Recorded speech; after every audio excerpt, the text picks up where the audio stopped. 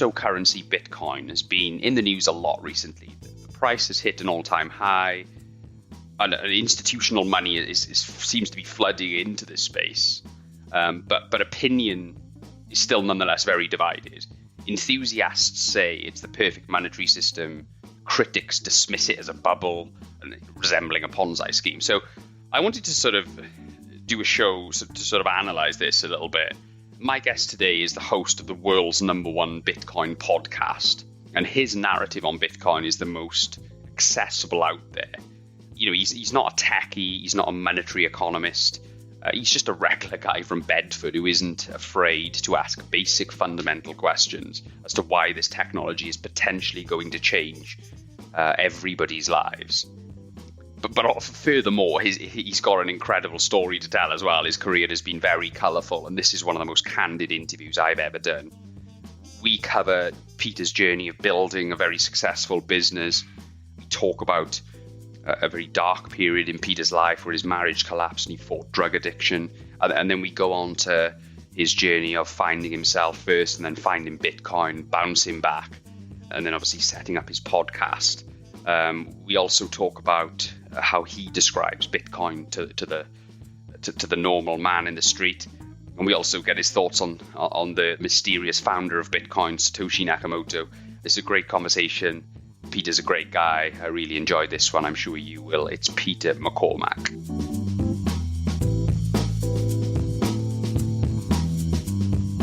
Peter McCormack, thank you so much for coming on the show. The King of Bedford himself. How are you? All right? I'm all right, my man. How are you? Yeah, not too bad. Obviously, back in lockdown up here in Wales, not quite as intense as you guys down there in Bedford, but in England. But I think, it is what it is. So we're recording from the grand setting of my upstairs bedroom. I'm not allowed to go to the studio, so the sound may not be as good as normal. But your professional setup at home, Peter, sounds great. So I'm glad you got that, pulled that out of the bag. So I suppose let's just start with, I just want to find a little bit about your background, really, Peter. A bit of an intro to yourself. The listeners may not be familiar with who you are if they're not involved in crypto and Bitcoin. Can you just give us a little bit of an intro to yourself and a bit of a broad overview of your journey from point of leaving education right through to where you are now? Yeah, no worries. Thank you for inviting me on.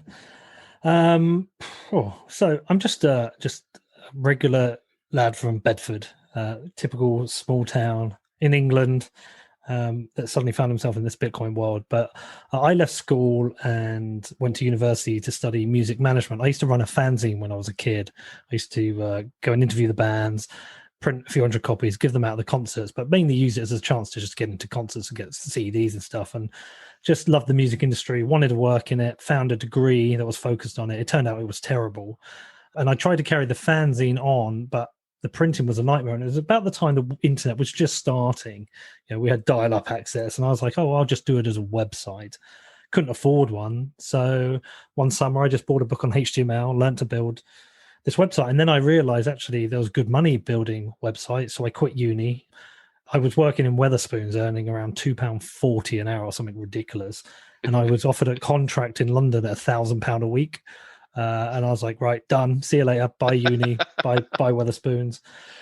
And for a good 3 or 4 years, I built websites and ended up working in agencies and went on from being a website builder to working more in sales and being commercial director at an agency. And then I set my own agency up in London back in, it's probably about 10 years ago now, with my partner, Oliver Morrison. And that did really well. We grew that to, in about 8 years, we grew it to around a £3 million turnover. We had an office in Covent Garden with about 35 full-time staff, 5 to 10 floating freelancers. And, it was doing pretty well. And then everything went to shit in the space of a few months. I just got married and my marriage broke up 3 months in, and then I ended up a drug addict and just a complete hot mess. Ended up in an ambulance after doing too many drugs, depressed because my marriage had broken up. My mum was dying. Everything went wrong. Kind of hit rock bottom, and then just kind of started again. Got off the drugs, stopped drinking, went running, and found myself accidentally coming across Bitcoin because I'd kind of heard about it and knew about it back in 2013. I traded a little, but I didn't know what it was. And then when my mum was sick, she was dying from cancer, we wanted to get a treatment of cannabis oil, which is illegal. But I said to my dad, well, there's this thing you can use called Bitcoin and these websites on the dark web. We can buy it. So we went on, we bought it for her. Sadly, she passed away. And when I was stuck in Ireland, I was in Ireland after she died. I was just went back onto the Coinbase account where I bought the Bitcoin. I was just flicking around. I was like, oh, this is kind of interesting. And I had a little bit of money left over from when I closed my agency down. So I told my dad I'm going to buy a little bit of Bitcoin, bought some other altcoins, did some trading, made a load of money, lost a load of money, but in the process set up a podcast, and here I am just over 3 years and 2 months later, and I guess it's becoming a little bit of a media company beyond just a podcast on its own. So there you go, man. That's the story. That's the quick version. That is an amazing summary with a lot of things that you covered there. You had a pretty colorful life, to say the least, Peter. And I think you've downplayed your podcast there. I think it's the &1 Bitcoin podcast in the world, which is an incredible achievement, because within 3 years as well. That's unbelievable.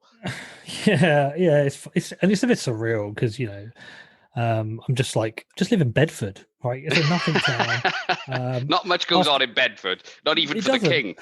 Not even for the king, man. So after this, I'll be helping my kids with their schooling. I'll cook dinner. We'll watch some TV and go to bed. I live a very normal English small town life that most people would recognize. I watch the Premier League when it's on, and on the weekend we go down the park or swimming. But I've got this kind of dual life, this Bitcoin life, which is just a bit surreal.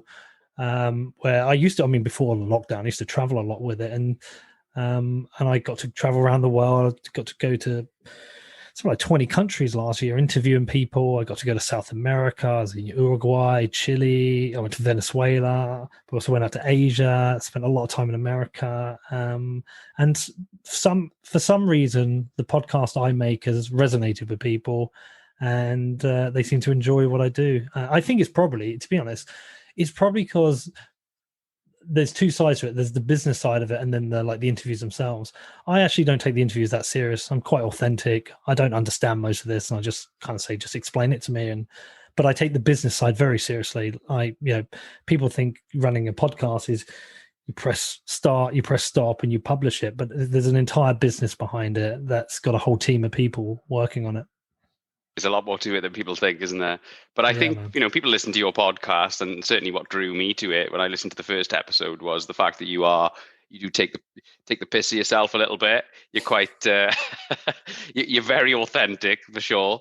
And most of the Americans probably don't get it, even though, because you're obviously big in America, they probably don't get it, but they're probably quite intrigued by your sense of humor and find it quite, maybe on a different level to what their sense of humor is possibly. I don't know. But I don't think they get, I think some of them will struggle with the British piss taking. If you and me, if we went down, it's like if we went for a pint after this, give it an hour and I'll be ripping you for being Welsh, and you'll be ripping me for English, and I'll be ripping your football team, and that's all we do. We just, as British men, we just rip the piss out of each other.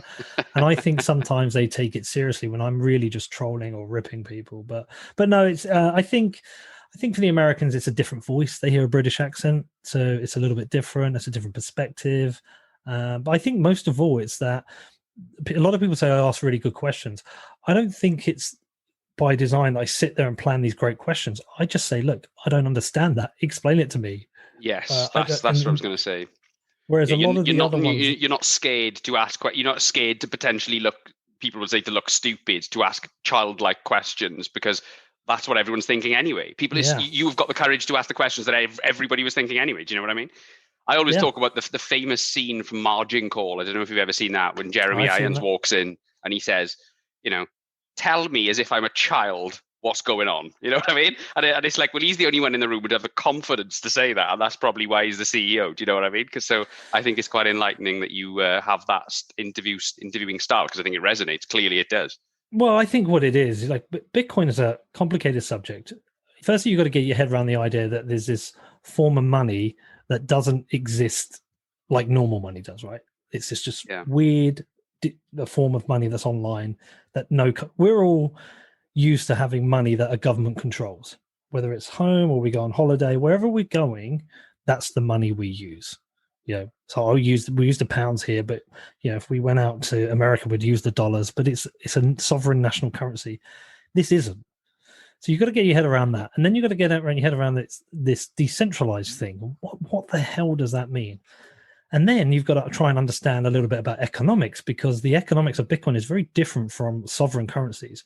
But you also need to understand technology, because it's tech. And if you want to hold it, you've got to understand security. Now, a lot of people let's say in the Bitcoin world, the Bitcoiners, they spend all day, every day on this shit, reading it, debating it, tweeting about it, going on podcasts, reading articles. Whereas I think most of my listeners are people who've got a job and kids, and they're busy. They maybe have an hour a day to listen to a podcast, maybe half an hour to read some stuff online. And really they want the basics. It's like, where can I buy this? Am I going to make some money, or where do I store it? And I think most people just want that surface level stuff. And then they maybe want to go a little bit deeper. And essentially I've built that show for people like that, who just want that surface level information. There's much better people at doing the deep technical stuff. I couldn't do it if I wanted to. I just don't have that in my locker. And it just turns out there's a big audience for that information. Yeah, absolutely there is. That's exactly why I got into it. I'm not interested. Obviously my background is technology, sort of recruitment and stuff, but I'm not a techie by any stretch. But what I love about your website, for example, there's a section on there which to learn about crypto or whatever, and you reference things which are going to give people who are at base level, some sort of basic understanding of what this world is all about, And I think, I used to tell people to sort of, look at investing into Bitcoin. Now I don't tell them that. I tell them to learn about Bitcoin, because it's important to learn about it first, and then you'll naturally invest in it, because that's the journey I went on. So let's get back to your career then. So what were the important milestones, would you say, in your career? And I'm not talking about just the podcast, I'm talking about everything. What were sort of the critical moments, good or bad? There's been a few. Becoming a salesperson was critical. Learning to sell, because most businesses, almost any business needs sales, right? It doesn't matter whether I was working for an agency or whatever. You've got to sell. You've got to have customers. You've got to sell.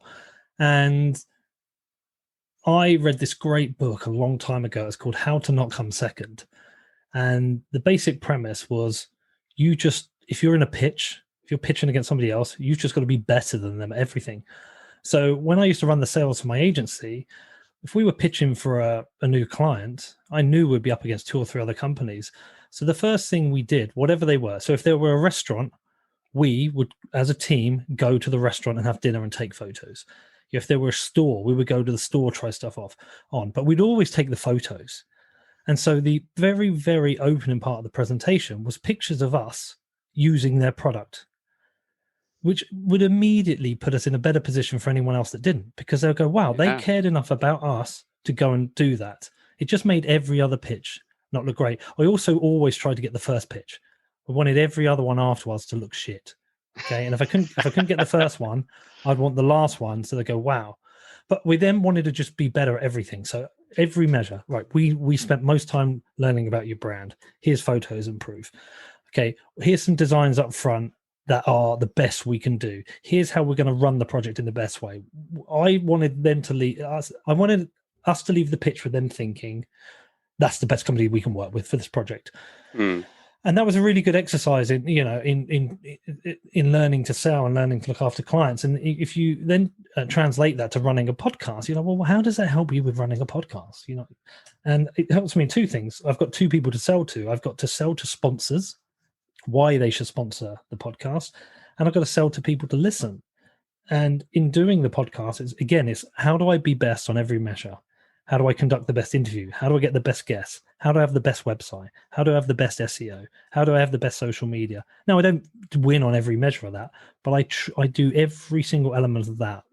Some people still think it's a podcast run by me and I'm editing the shows. It's not. It's a production. I have a full-time sound engineer. We have workflows. I record every possible data point, what guests, what show titles work. It's a machine. And I do that because I want, look, if you want to turn a podcast into something that makes money, you have to kind of be top 3 in your sector. I wanted to be number 1. Yeah, I wanted the number 1 Bitcoin podcast. So I just made sure I did everything Nailed it than anyone else. Well, in some ways, and other ways I'm not. There are other people who do other things better than me, and I recognize that. But that was an important milestone. I think another one was a failure of my business. After my marriage broke up, that business failed. And that was really important for 2 reasons. I realized afterwards I wasn't happy doing it. It's really, really important. There's no point spending 20, 30 years doing something you don't enjoy. You know, I was getting up at 6 a.m, commuting to London, back late, tired, stressed, overweight, drinking too much, doing a job I hated. Now I have control of my time, which is the most important thing. Like, if every day I can get up and do what I want, and that's really important, you know. And I haven't always been earning the same amount of money as I did in London, but when you enjoy your work, you do a better job. I think a lot better job. That was a really, really important milestone. Another important milestone, which is a really interesting one, is I'm not there now, but I have been twice and lost it, is getting to the point where you've got about £1 million in assets of some kind, whether it's cash in the bank or businesses you own. Because it happens, I've done it twice now, and you realize nothing changes. Your life is exactly the same. Yeah. Because firstly, even if you are a millionaire, you think, oh, I'm going to be a millionaire, I can suddenly have a big house. It doesn't work out like that, because you can't spend it all on the house, because you won't be a millionaire anymore. You've got to be a multi-millionaire, really, to start. I think you need like 10 million to start driving flash cars and have a big house. Yeah. Because you've got future commitments, you've got savings, you've got pensions. But actually, what I learned is it actually changes nothing. Therefore, in the end, having a lot of money doesn't mean much at all. You know, there's people will want to go and create big businesses because they want a lot of money, and fair play to them. I've realized I don't need to do that anymore, because it does not give you it didn't give me any more happiness. What it gave me is like freedom of time, which I love now. But actually, money, no. It's if I earn 250 grand a month, my life is not really going to change that much. And that means I now focus on doing what I want every day, rather than doing what I think I need to get the things I think I wanted. That will resonate with a lot of people, I think. There was a study, wasn't it, like a couple of years ago, and they said after 70 grand a year, you generally don't get any happier. I don't know how true that is, but they were talking in very general terms. But I think that's probably right, because I can imagine anything up to like 25 grand, especially got kids. That's hard to try and absolutely get everything you want out of life. That's hard. But honestly, I mean, when I was in London, I would think I was earning around 100,000 a year. But I had like train costs and food costs, 2 kids and a wife. You know, it went very quickly. It wasn't, you know, we had a comfortable life, but not an exorbitant life. Yeah. But I think you can double that. And what's going to change? My car on the drive becomes a better Merc, or it becomes you have a slightly bigger house with another bedroom. But materially, your life doesn't change that much. But everyone works so hard to try and get to be rich. Most don't make it, and you sacrifice so much. I probably lost my marriage because of how hard I worked, and I thought I was happy, and I certainly wasn't. I have no desire ever to go back and manage 30, 40 people again, ever. It's not worth the sacrifice for me. So talk us through that decision to take the plunge into starting and building your own company, because that's a courageous decision to do that, isn't it? Just after the recession. Well, so I was working for a web agency in Bedford, where I was from. I became managing director. I was given share. The business was essentially bought out after it went bust, and I was made managing director, and I was given shares in the business, but it had debt. And for 2 years, we won every pitch. We were growing. We were doing really well, but we were never clearing the debt. And I realized, whilst it's got debt, it doesn't matter whether I own the 12.5% I did or 50%. It was worthless, because the business was worthless because of the size of the debt. You know, we had something like 1.2 million in debt, and it turned over 1.2 million. I was like, this is, what am I working for here? Why am I going to do this to try and turn this around to own 12.5% of it? I might as well start my own company. So I quit, made the decision to start a company, and I took a 3-month contract. I got very lucky. I took a 3-month contract in London working for a big advertising agency, helping them get their digital proposition started. it just didn't work. And when I said I'll set up my agency, they said, well, why don't you set up here in our offices and you can do all the work for our clients? Which was great. I mean, they invested, I don't know, what was it, 100 grand into us. We gave up 40% of the equity, but to get 125,000, to get 125,000 working cap, as well as they were a 20 million pound agency, access to all their clients was brilliant. We went very quickly. First year, like 300,000 to 500,000 or whatever. I mean, I'm guessing, I'm trying to remember, but we grew very quickly and we were very fortunate. And then even luckier, a few years after that, they went bust while we were still in a very good position. So the administrators ended up selling us their 40% shareholding for £30,000. Wow. Yeah. So we ended up owning 100% of our agency.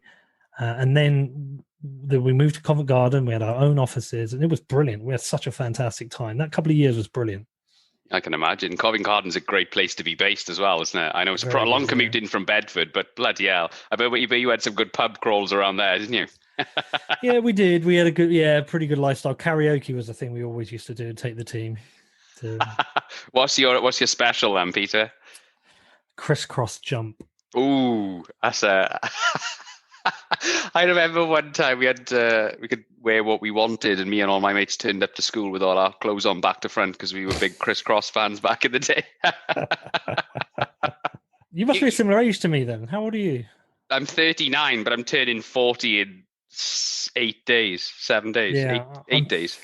I'm 42, so we're a similar generation. Yeah, no, definitely. I was actually in primary school then. So what did you learn from that experience then, from that setting up your business experience? I mean, look, there's nothing can beat hard work. Absolutely nothing can beat hard work. I've done okay at building companies up into like the 1, 2, 3 million mark. I never really got past it. I kind of hit my peak ability there. I know I'm not capable of the next step, and I don't know why. I've just not managed to do it. I don't know if it's luck or whatever. But what I do know is that I can build a company up from nothing to kind of 1, 2, 3 million turnover regular. I've done it 3 times now, and nothing beats hard work. I'm just going to outwork anyone. And when people say you get lucky, I think when you work hard, you get, it's just such a cliche, but you get luckier. Of course you do. Yeah, absolutely.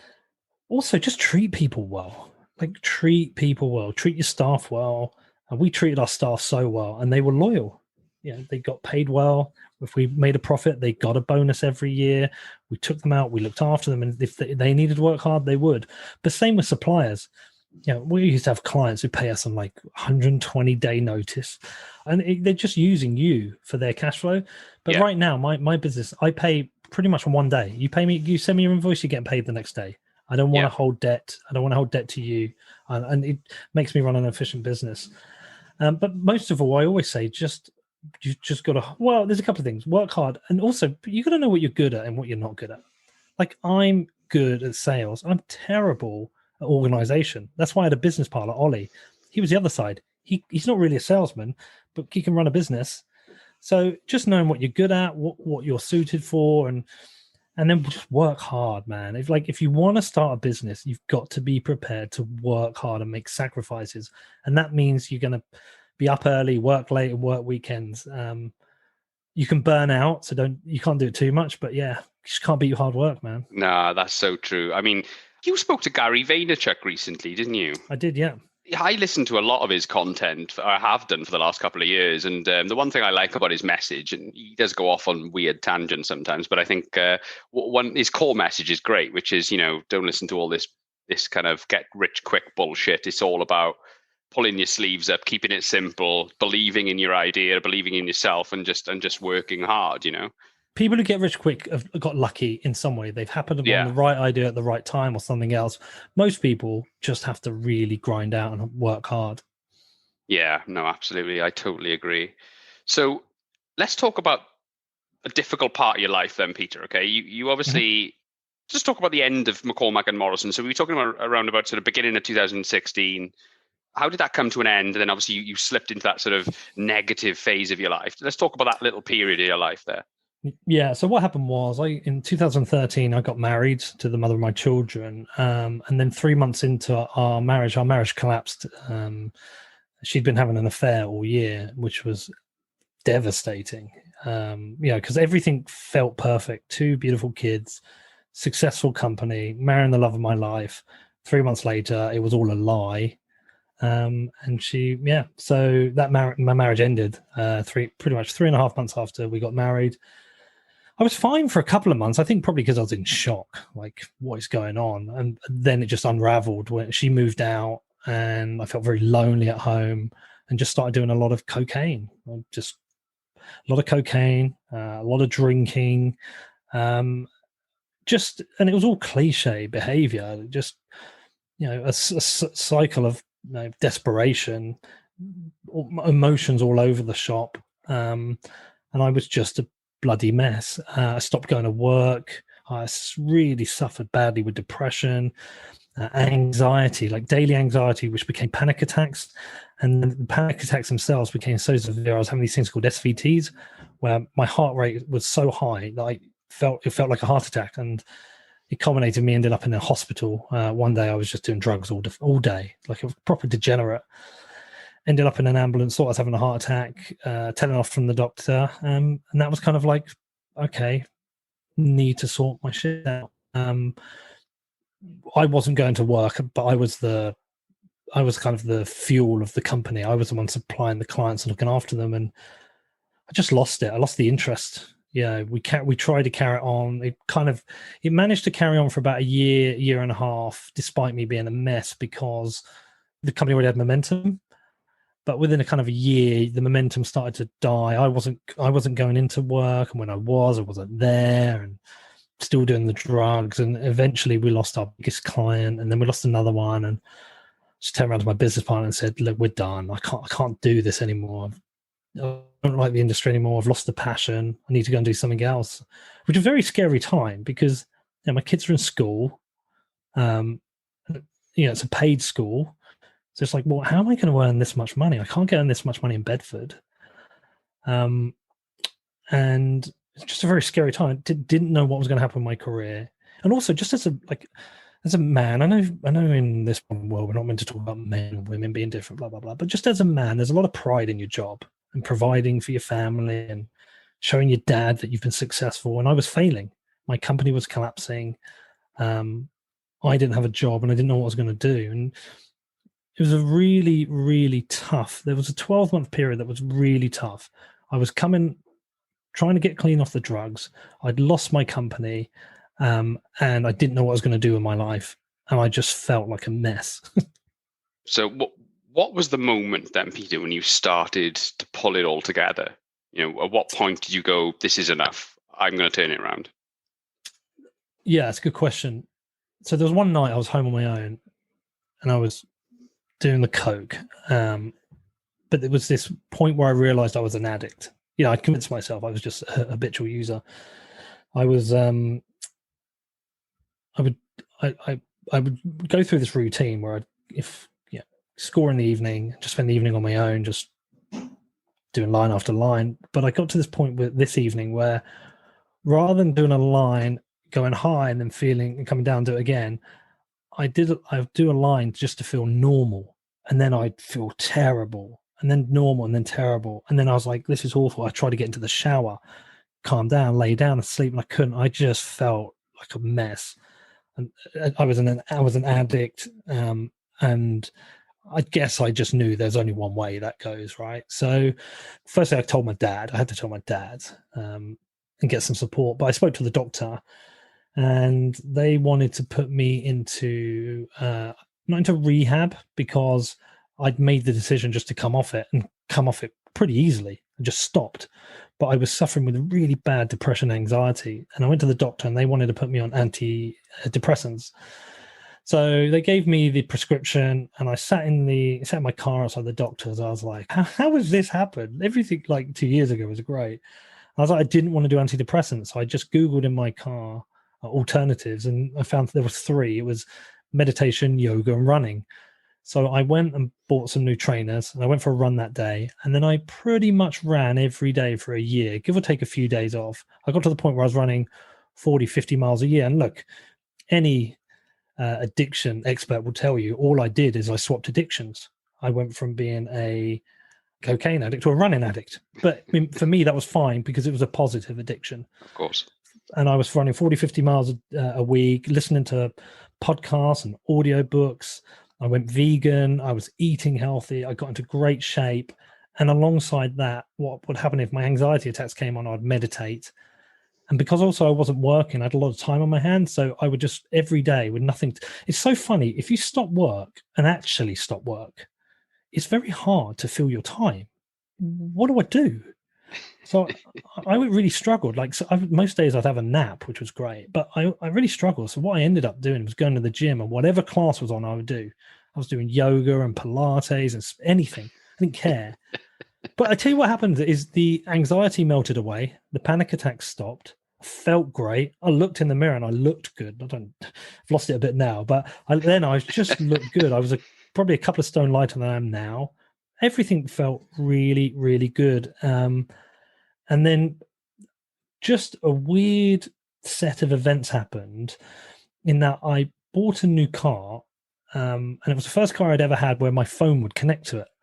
And I was telling my mate, and he was like, oh, you should check out such and such a podcast. And I did. And I ended up finding this other podcast by this guy called Rich Roll, who's like this vegan athlete. I was like, I like this guy. He seems really cool. So I Googled him, and about 2 weeks later, he had this yoga retreat with his wife in Italy. He's from LA. And I was like, I don't know why I need to be at this. So I contacted them. They had one place left. So I booked. 2 weeks later, I was in Italy. I was doing daily yoga with his wife and running daily with him. Met this amazing group of people. It was like really, really emotional week for everyone. But he wrote me a note because I read his book the week before going. So he got married, and on his honeymoon, his wife left him because she'd been having an affair. And he wrote me a note saying, I've been through what you've been through. You can get through this. And then he said, look, if you're ever out in LA, let me know and we'll hang out. And rather than just be in LA, I just planned and went. I was like, fuck, I'm going to go. And I just went out there and I said to him, I'm in LA, let's hang out. And we did. And I was like, I think I want your life. I want a podcast. And he told me how to do it. And yeah, set up the podcast. I mean, remember, I've got probably some things in the wrong order, but just a weird chain of events. And that happened. And he's become a really good friend. He's an amazing guy. And he turned my life around. Thank you for tuning in. I just want to take this opportunity to thank some of our friends. Firstly, all-round tech PR superstars Nelson Bostock. Whether you're an established technology brand or a fast-growing fintech, you need the right team behind you, a team that understands your brand, your purpose, your goals, and can really help you define your narrative and tell your story, the story that matters. These guys tick all of those boxes and more. You can find them at nelsonbostock.com. That's Nelson Bostock, the CK on the end, .com.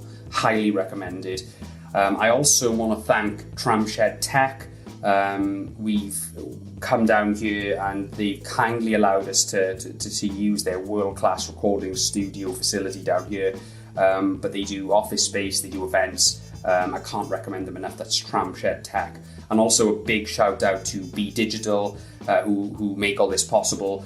Be Digital enable organizations to become lean, agile, and to attract the right talent. That's bedigitaluk.com. Was it Rich Rolls who sort of got you to think about you doing a podcast then? Or was that, let's talk about that journey of doing the podcast and doing a podcast on Bitcoin specifically. Yeah, kind of. So when I started traveling out to LA, it was while my mum was kind of sick and towards the end of her life, and I discovered the Bitcoin. And then when I was out in LA, I used to go because I couldn't face being here in Bedford because my life had collapsed here. So my friend had a place out there, and he was like, "Come stay whenever you want." So I'd just go out there and stay with him for 2 to 3 weeks, and it was on Venice Beach, and it was just absolutely what I needed, just to wake up every day, see the ocean, go for a walk, go for a run. It was perfect. And I was getting into the Bitcoin stuff and doing a bit of trading. And I just realized that I wasn't very good at that. I wanted to do the podcast. So I just phoned Rich up and he was like, well, you need this equipment and you need to follow this course and you've got it. So I went on Amazon, ordered all the equipment, turned up at my mate's place the next day. I contacted this guy called Luke Martin, who lived in LA, who was in Bitcoin as well. I said, can you do an interview? He said, yep. 2 days later, I did the interview. A week later, I released the first episode, and that was like 3 years and 2 months ago. And just yeah, I can't explain how it's all happened. It's just happened, and I feel really, really fortunate. Yeah, no, absolutely. That's incredible. You've interviewed some incredible guests, okay? Your guest portfolio, if you want to call it that, is unbelievable. I mean, who's who of crypto, but also big names in the mainstream as well. Gary V is one we've already alluded to. What have you learned from these people? I've learned that I'm not that smart because these people are so intelligent, and I've learned, like, I don't normally like being interviewed. When someone like you gets in touch and wants to interview me, I don't really like it, because especially on Bitcoin, because I'm not very good at explaining it. I think some people can do both. Some people are better being interviewed, and some people are better interviewing. I prefer to ask the questions. I know that. I've learned there's some incredibly smart people out there. Like, I'm blown away by how smart some people are. And yeah, I do just look back at myself and go, I'm just not that smart. I think you're just modest, Peter. You're smarter than you think. No, compared to these people. What I have learned, though, it's how do I explain this?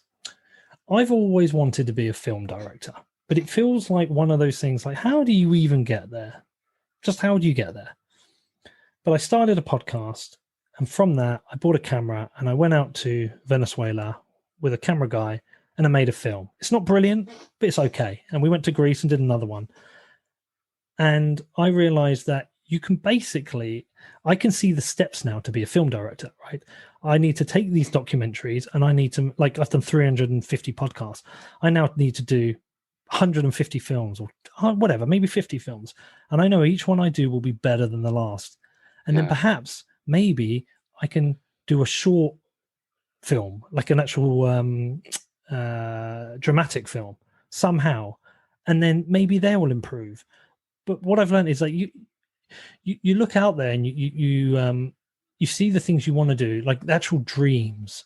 People have dreams. They talk about, I want that would be my dream, but they seem so far away. And I've realized now, it's really kind of cringy to say it, but you can realize dreams, right? Like, I now know if I want to be a film director, I can do it. I might not be very good at it, but I know how the steps to get there, and I know how to find out if I'm good at it. So yeah, I guess that's what I've learned, is that follow your dream, man. Bit cringy. But the thing is, you're never going to be good at anything immediately, are you? Anyone who's good at anything has been crap at it initially, and then has just, through sheer persistence and hard work, has start. I think the courage is to start the journey, isn't it? And that's the key thing. Yeah, you got to throw it out there, and you got to, like, put up with criticism and people being mean and telling you that you're useless. Like, you've got to put up with a lot of that. Absolutely. But once you get over that, actually, it's not that bad. Once you stop caring about what people think, and that moves me on to my next question with you. Anyway, through this journey, you've stayed in Bedford, the town that I'm assuming you grew up in Bedford, didn't you? So yeah, love this place. Now, it's not it's not a town that's known for in podcasting Anything. and international media personalities, or crypto, to say for that matter. So you must have had your mates just rip at you. Oh, you're going to be a podcaster. Yeah, it's funny. I don't think most of my friends really understand the scale of it. They know I'm a podcaster, but they're not in Bitcoin, and I don't think they understand the scale of what it is. So for them, it's just this Pete just doing his job. They probably find me a bit annoying, because I'm always putting them up on Facebook, and they're like, we don't care, we don't listen. My family, it's been nice for my family. I think what they've seen the whole journey, and like the big wins and the weird things that have happened, like weird things happen, really weird things. I was flying from Indianapolis to Dallas this one time, because I did an interview in Indianapolis. I had to go to Dallas and do an interview. I get off this plane, and this guy comes up to me, and he's like, are you Pete McCormack? And I'm like, yeah. And he's like, I listened to your podcast. Can I have a photo? And I'm like, what? What are you on about? Who was you with? I was on my own. If you were with all your mates, it would have been great, wouldn't it? Well, no, but it's happened a few times. I was in Center Parks, and this guy came up to me when I sat down with my kids, told me to listen to it. I had it in Boston. A guy just bought me drinks all night in a bar. I had it on the London Underground. It's just weird. Like, I still feel like the same person, but for someone to recognize you and to come up to you and just say, I really like your work. Yeah, that's really incredible. Cool. Because podcasters don't put their face out there that often, do they? I mean, with an exception of someone like Joe Rogan, I mean, you wouldn't really expect to get noticed, would you? Because it's your voice that's noticeable, not your face type thing. But that just shows you the scale you've achieved, I suppose. I mean, Yeah. what about the name? What Bitcoin did? I think that's a big part of your success, because I think that name has made it accessible to people who don't know anything about Bitcoin. Therefore, they don't feel intimidated by it. They don't think it's going to be some coding podcast where they're talking about decentralized computer systems or whatever. How did you come up with that name? Well, that was a fortunate stroke of genius by somebody else. So that guy I told you lived in Venice in LA, my good friend Justin. Funny enough, I named his previous business. He had a search business, and he was struggling with a name, and we were in a sounds so terrible. We're in Las Vegas in a strip club, and I don't know why I'm admitting this. And but there's a thing in a strip club where you throw money. It's like, make it rain. I was like, you should call your thing "Make It Rain." I mean, like, in fairness, we were on a stag do. So what happened was we were staying at his place. I was like, we need a name for the podcast, and he jokingly has always called me the King of Bedford. Like, that was his just name for me. I was like, we should call it the King of Bedford. He was like, no, you sound like a knob. It's just my name for you. And he was like, you need to do it. You've got to have Bitcoin in the name for the search. It needs to be about something about what Bitcoin did. I was like, let's call it What Bitcoin Did. And so it just came from that session. We were just drinking. We were just up on his balcony drinking. And it's a name that's really worked and people really like. Incredible story. So let's use this as a segue into crypto then. Okay. So someone comes up to you and says, oh, you're the Bitcoin guy. I don't know anything about Bitcoin. What's all that about then? So you've got to explain what Bitcoin is in a casual 20-second elevator pitch. What do you say to these people? Because I get that as well. So I'm looking for some advice. Yeah, it's a really, really good question. And most of the things don't resonate with people. Like, I often say it's like gold, but the problem is most people don't really own gold. No. So I then just say, look, it's the best form of money that's ever existed. And that's they're like, a really why? good description. Yeah. And they're like, well, why? And I'm like, well, I'll give you 3 pointers. If the economy fails, the government can take your money out of the bank and steal it from you. Nobody realizes that, do they? Because it's not happened in anyone's lifetime for 3 generations. Well, you can point to Greece and Cyprus and say where it's happened and say, look, it's literally happened there. But this is money you control. So nobody can take that from you. Secondly, when the government mismanages the economy, they have to borrow to pay that back. We usually have inflation. Inflation affects your savings. You can't inflate Bitcoin. There's only ever 21 million.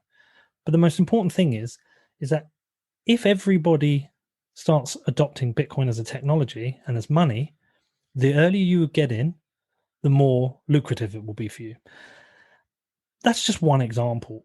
I've told people it's gold. I've told people the reality is that you have to hook somebody enough to go in deep enough to learn about what money really is. Because most people don't understand what money is. No. They just think it's pounds and their credit card or whatever. They don't really understand. Like, it's the basis of human civilization because it's how we become productive because we have a means of exchange.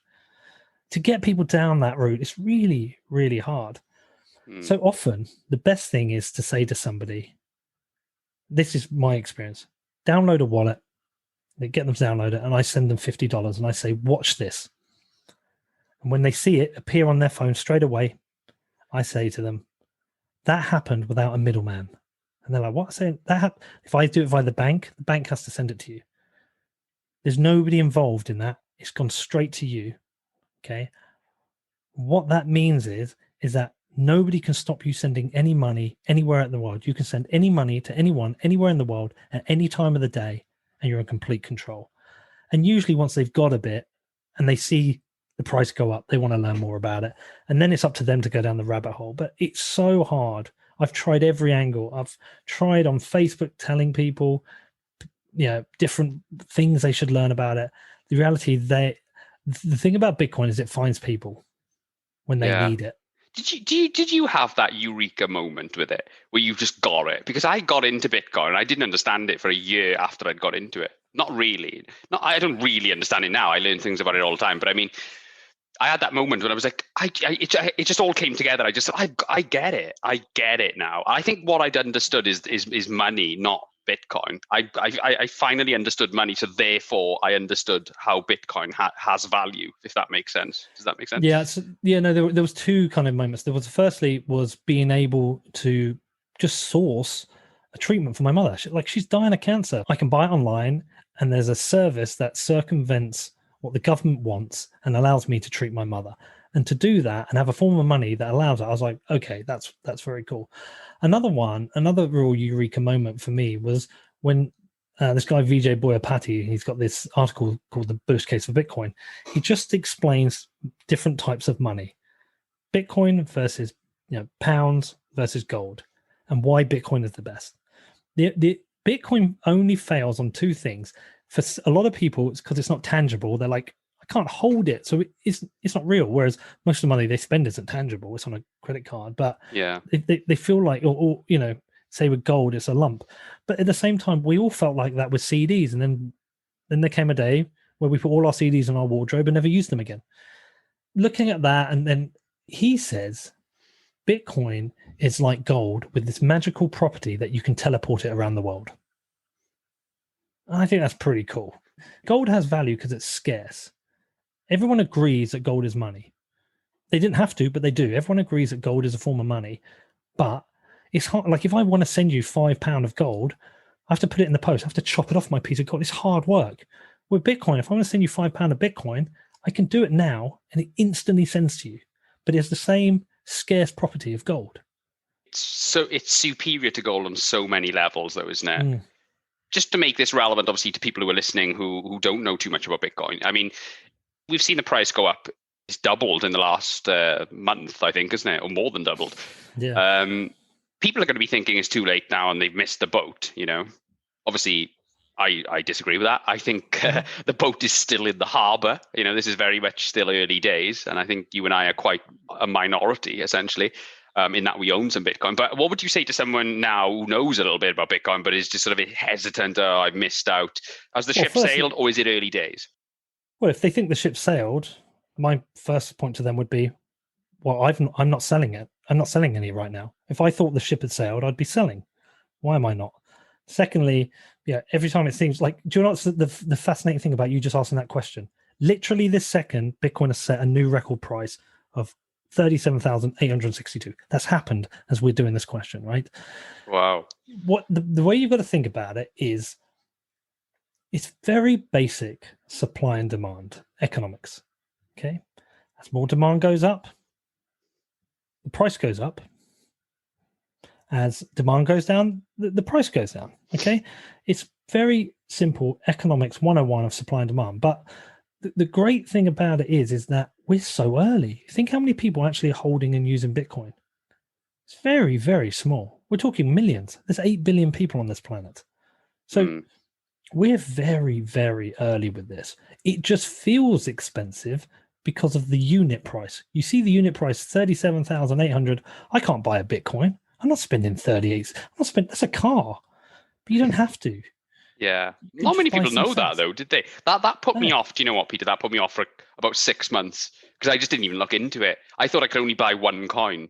I didn't know I could buy any fractional amount of it.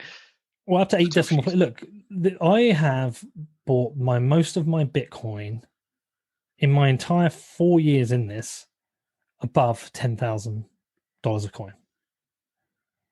That's when I spent the most amount of money. That's the most actual Bitcoin I've bought because my conviction grows as the network effect grows. As more people come in, more businesses come in. Of course. There is demand for scarce assets. Our fiat currencies are being inflated away. All the printing, all the money printing due to coronavirus, it's going to have a big impact with inflation. Money is losing value. Bitcoin and gold are scarce assets. You can park money there and store value. And Bitcoin is the scarcest asset there is. Absolutely. I mean, I was looking at a graph the other day about the amount of US dollars that have been created. It was on Twitter. You may have seen it. And it's obviously been growing up massively since the 1970s. And obviously we've had spikes and stuff like that. And then 2008 was a spike. But then we hit 2020, March 2020 to be specific. And then it just literally, I think more dollars have been created since March 2020 than the majority that were ever created before. I mean, it's gone crazy in the last year. They're debasing the dollar at record levels. Why are the mainstream not talking about this? Why are people not more concerned about this? Because this is an I think they enormous are. problem. No, I think they are. I think it's starting to happen more. I think it's getting talked about a lot more now. I mean, look, people thought Bitcoin was too expensive when it hit $1 for the first time. And then when it hit $10, and then when it hit $100, and then when it hit $1,000, and at 10,000, and the same will happen at 100,000. But money, people tend to migrate towards the best form of money. The reason gold has existed for 5,000 years is that it was the best form of money. Fiat currencies come and go, but gold is consistent. It's scarce. It's hard to produce. Okay, it's fungible. So it's maintained money. Bitcoin is the first thing that's challenged, has really challenged gold. I mean, yeah, fiat currencies did, paper currencies did for a while they were backed by, they kind of solved the problem of divisibility and transferability. But Bitcoin is the best now. And that is why money is going towards Bitcoin, because people are realizing this is like gold, but better. Absolutely. I got another question. Are you Satoshi Nakamoto? I read on Twitter that you are. So is that true? Really? Who said that? I think you were just getting trolled, to be honest with you, but I believe everything I read. So I don't have any of the qualities that he has in terms of understanding economics, politics, game theory, technology. I'd be the last person who would be. Let's talk about that very quickly, because that's one of the biggest mysteries about Bitcoin. Who do you think it is? Have you got any theories? I know you probably don't know. No, I do. I think I know who it is, but I just kind of park it because. Does it matter who it is? No, it doesn't. It actually doesn't. It matters more to not know who it is. Yeah, that's probably true. Because to know it is, you've got a figurehead and you've got a person to look at. What we have here is a gift. We have an amazing form of money, which is helping people all around the world. It's a free market form of money. It's not just bros getting rich investing early. The End SARS movement in Nigeria, people who were protesting there who didn't have access to money were sent Bitcoin. You had the Belarusian protesters against Lukashenko. Then people, to be able to protest, they needed money. They were sent Bitcoin. There are people who live in places of high inflation due to government mismanagement of money who are able to put the money in Bitcoin to protect themselves. And it's a free market. It's completely free. Yeah. So it's a great gift. And the person who created that gift has chosen not to enrich themselves. They've never moved their coins. And we should just leave them be. I think any attempt to find out who he is, so I say assumption it's a male, who it is, who he is, who they are, could be a team. Basically, the genius of Bitcoin is the fact that the regulators can't come after one single entity like they did, we know they've done with XRP recently. The SEC cannot go after Bitcoin because who are they going to go after? They're chasing ghosts. Or they're going to chase every node owner in the world, or the Bitcoin Foundation. I mean, or Gavin Andreessen, or whatever his name is. I mean, you can't, they can't go after anyone. Can they kill it? Can the regulators kill it, Peter? Can't kill Bitcoin. It's decentralized. You can ban it. China banned it, but just so people understand, when we say decentralized, the way it works, the most simple way I can explain is that anybody in the world can run Bitcoin, and when you choose to run Bitcoin, you have a copy of the ledger, and the ledger is all the transactions that have ever been made. Okay, and your ledger is constantly updating, and when somebody makes a transaction, that's relayed to everyone else's ledger all around the world, and everyone agrees on a set of rules. So if China bans it, everybody else around the world who's using Bitcoin still has their copy of the ledger. That's what we mean by decentralized. So you can't kill it because Bitcoin will just keep running. What you can do is make it difficult, and you can regulate it and make it painful. Yes. You can't kill Bitcoin. And I think it's too late. It's a proper corporate tool now. I think we're past the point of thinking about killing it. Yeah, okay. No, that's a good point. I think the biggest fear for me was the amount of the threat that it posed to the major banks. Look, the Federal Reserve is a consortium of private bankers, isn't it? Pissing them guys off is going to come with repercussions, and they're very powerful people. So I was a bit concerned about that, but I don't, for all I know, these guys could be Bitcoin whales. You know what I mean? Yeah. We've seen people like Paul Tudor Jones get in, Stan Druckenmiller, incredible, legendary Wall Street investors. Who would have thought that when I was going to Bitcoin events with bunches of coders in 2017? It's unbelievable, isn't it? What's happened? Well, what's your take on this in terms of how long it's going to become a mainstream asset? How long are we talking? I think it's a mainstream asset now. Really?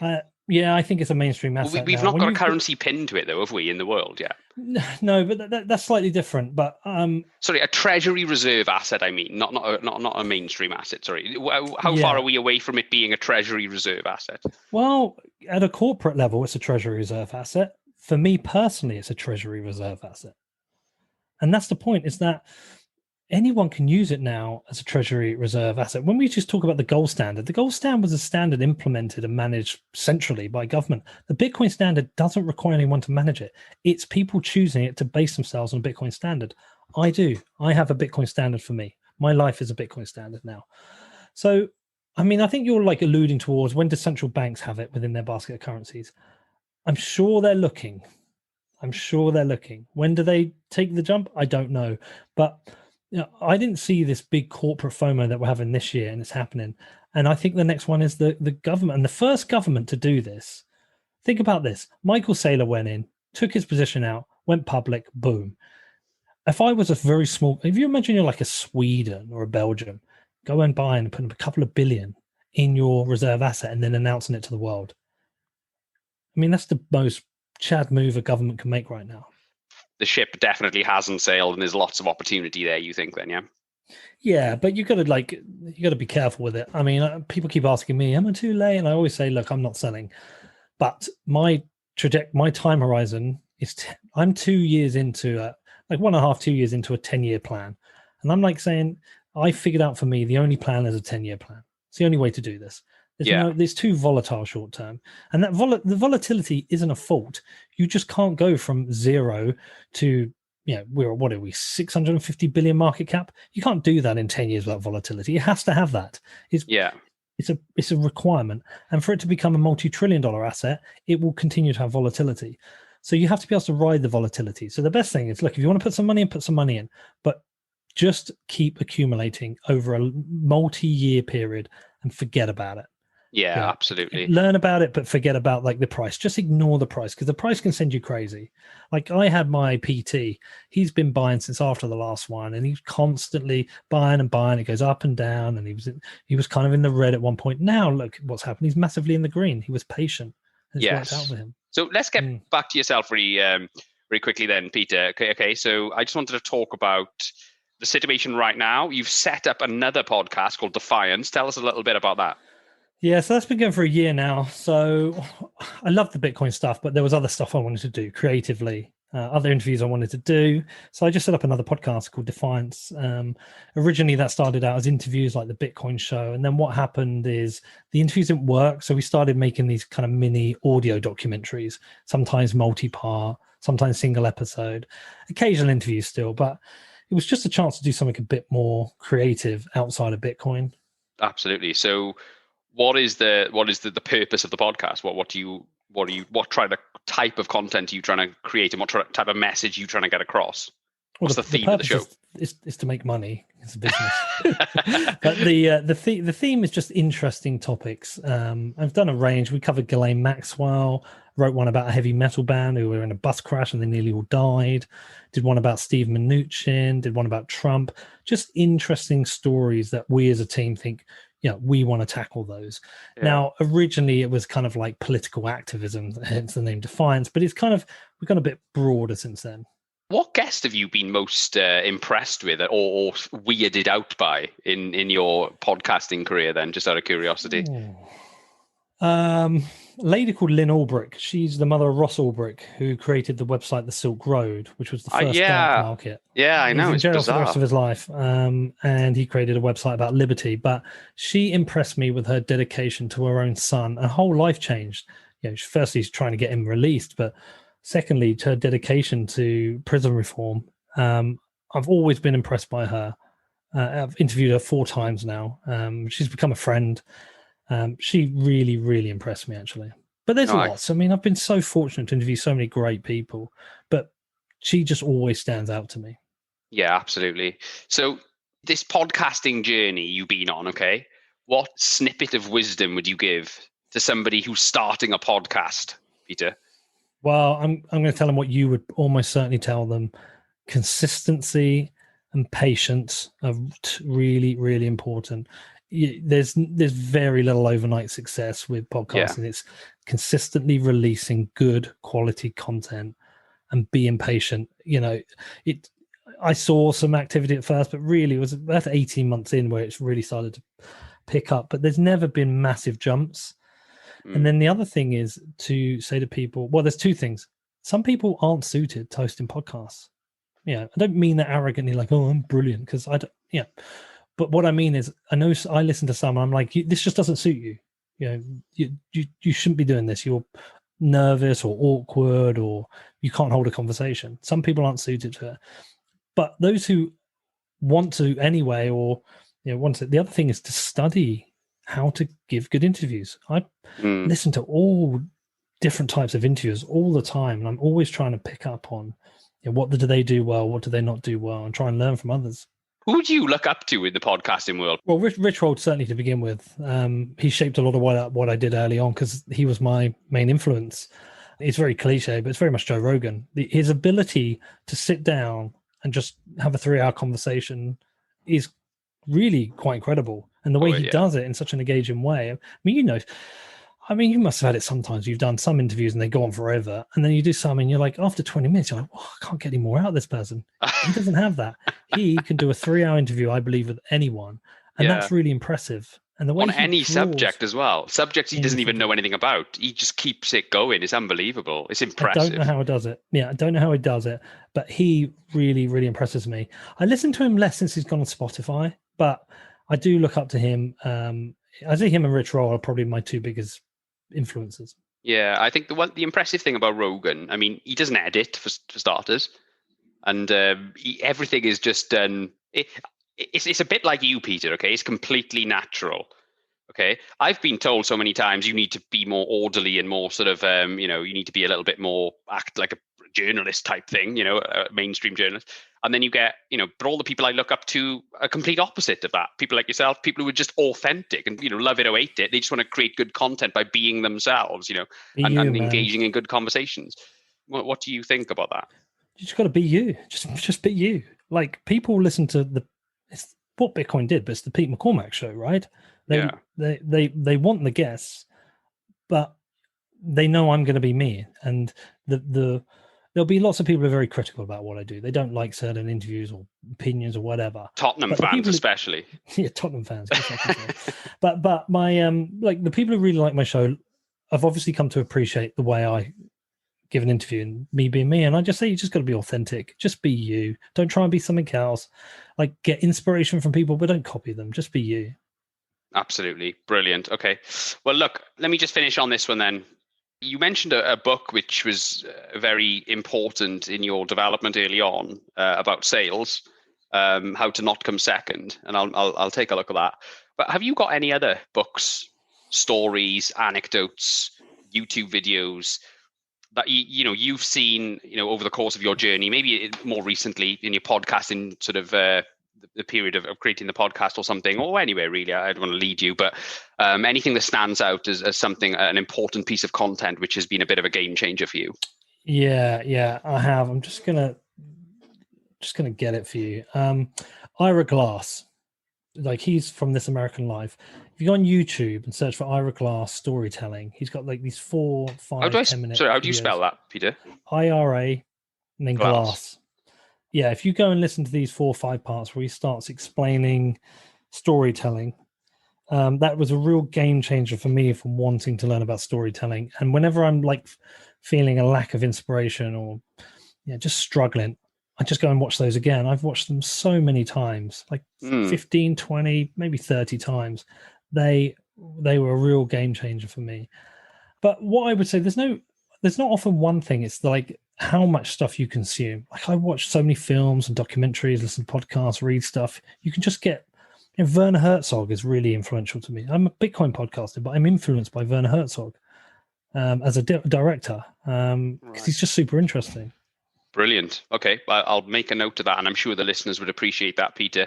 I really appreciate your time. You're a busy chap. You've got 2 super great podcasts, and I wish you all the best with those. And I'll certainly be, I'm already subscribers to both of them, but I'll certainly be continuing to listen to those episodes and looking at your sort of any other content that you've got. Have you got anything coming up? Any other ventures? Any other thing exciting in the pipeline that you want to mention?